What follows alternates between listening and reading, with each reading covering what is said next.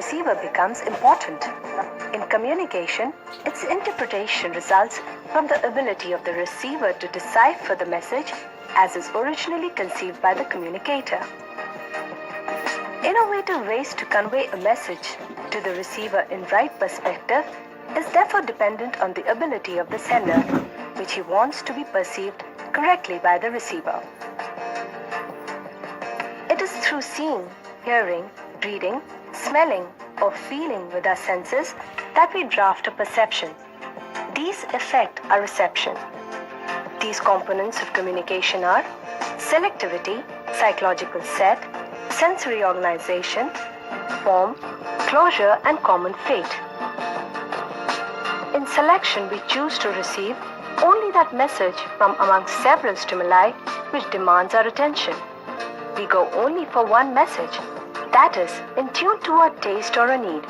It also depends on a mood and mindset at the time of receiving the message. When we see, touch, hear, or taste, we organize and analyze the information given to us with the information we already have and then choose to react.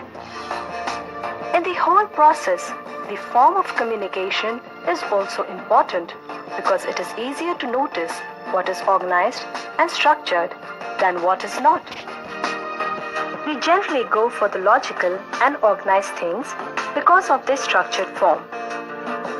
Logic plays a vital part in communication.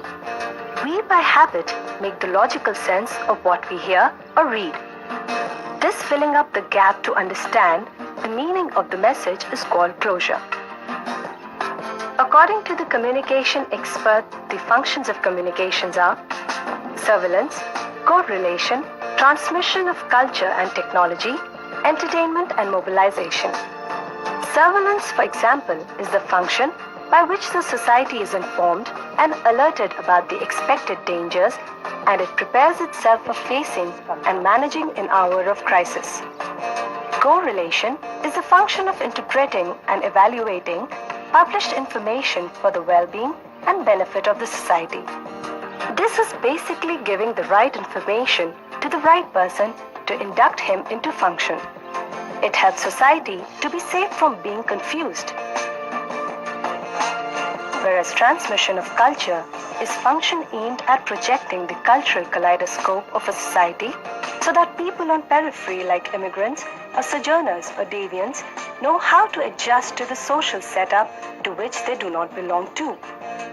It also transmits the technology from one society to other, pass it on from one generation to another, thus helps in developing the society. Entertainment is the function which it does according to the need of the society at a particular point. It helps people to relax, enjoy, and celebrate. The mobilization function helps to reach a consensus over an issue through channelizing the energy and emotions of people towards a common cause. Now we know that the function of communication is dissemination of information, correlation, continuation, entertainment, and mobilization. Two-way telecommunication started with the advent of telephony about 150 years back.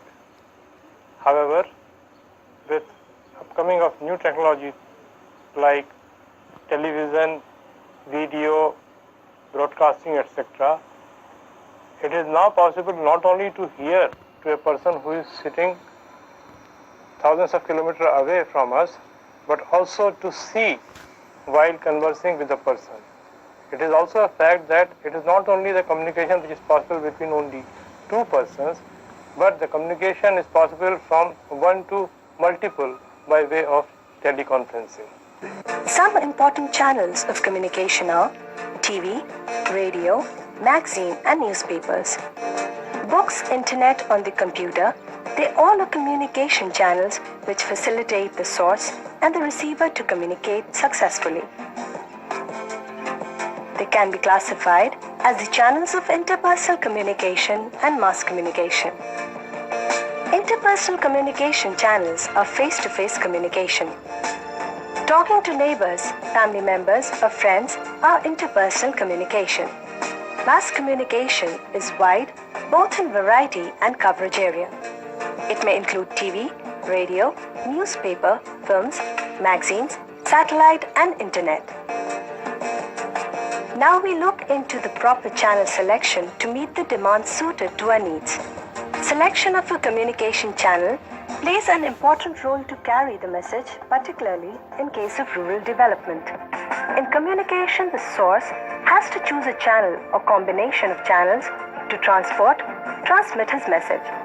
This helps the receiver to receive the message in its right spirit and intended force. It should be effective to serve its purpose. A careful selection has to be made in selecting the channel from the sources available.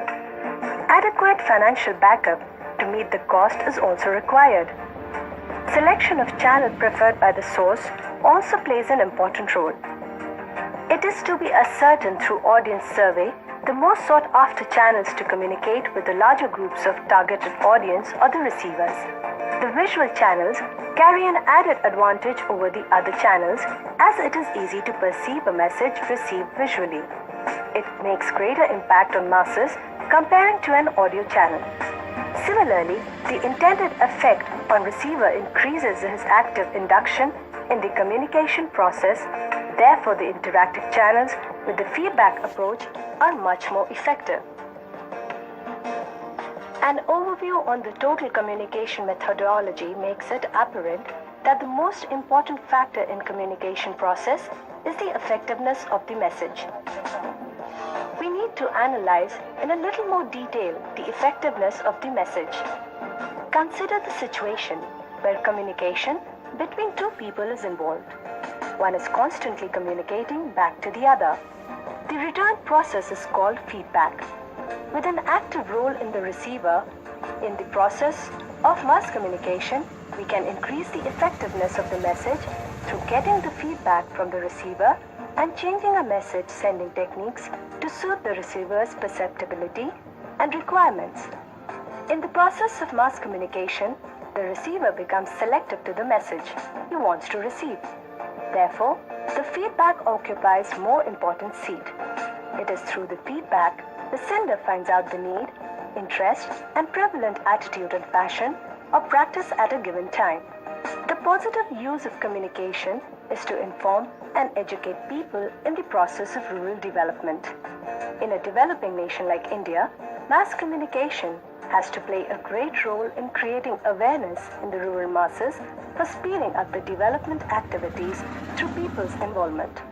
Villagers are aware what is happening in the political areas, what is happening in the stock market, how the Bollywood or Hollywood is moving, and they are also able to get the useful information about the movements in the market which can be beneficial for them so as to plan their strategy for marketing their own product or the aquaculture product or the fisheries, or you take any area where the involvement of rural areas are there, and villagers are definitely getting benefited because the information available to them through the mass media. Although people are making needed effort for bringing in this direction to change the scenario, but the reach is still limited.